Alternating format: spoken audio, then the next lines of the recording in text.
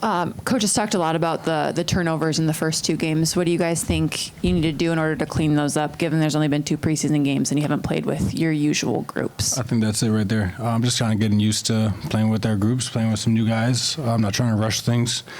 Putting people in different actions in different spots. I think it's a combination. It's preseason for a reason, so we knew that was going to happen. But at the same time, we know we can be better as a group and individually. But yeah, it was just good to get those 2 games out of the way.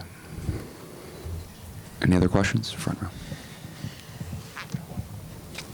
Hi, Ishan from Fadeaway World. You faced the reigning champions in 2 really hard-fought games. What do you learn about the Boston Celtics from the last 2 games?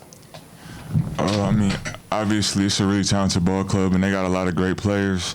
So it's a good test, to be able to come out here in our first couple preseason games and go against a really high-quality ball club, and we can learn a lot about ourselves from playing guys that we aspire to be playing later in the playoffs. Rima Boulil from the National and Arab News. It's a question to both of you. It's obviously a long trip to come here and quite a big commitment. You guys took part in a lot of community events as well. Can I ask you how you felt about the trip and what were the taxing parts of it? And did you see the value in coming here? I mean, it was an amazing experience. I mean, basketball's been able to, take me all types of different places, and this is a place that I've never ever dreamed of ever getting the opportunity to come. So just having a hospitality that Abu Dhabi's given us, just welcoming us with open arms and then allowing us to go in the community and do different activities. I mean, it was a blessing for sure. Len Durant, Denver Sports Report. New season, new opportunity. How will this team differ, if at all, from last season? New challenges. We got some new additions to the team, but we got the same aspirations of winning another championship. So the goal is the same. Just the path is going to be a little bit different, and we just got to figure out how we want to play and what works for us. And obviously we didn't have everybody playing tonight, but we'll be fine. So same goal.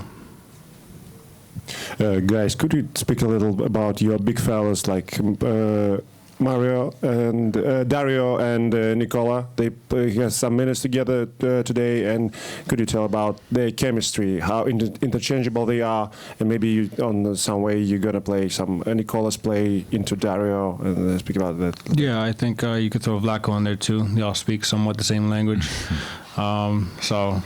Yeah, I think all of them are really good playmakers. Really play with a lot of high IQ, and so we can mix and match those guys out there in the lineups and have some different kind of combinations. But those guys are great. So far they've been really helpful and are really underrated playmakers. So we're excited for what they're going to do for us. Well, last question over here. Hi guys, Nikola Stojkovic, Moca Sport Serbia. Even though if it's only a second game of the preseason, what do you think about the third quarter? What was the reasons behind the bad third quarter of your team?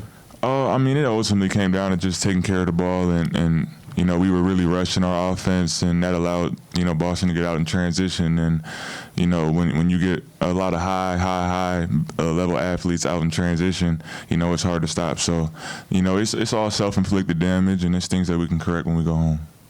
Thank you both.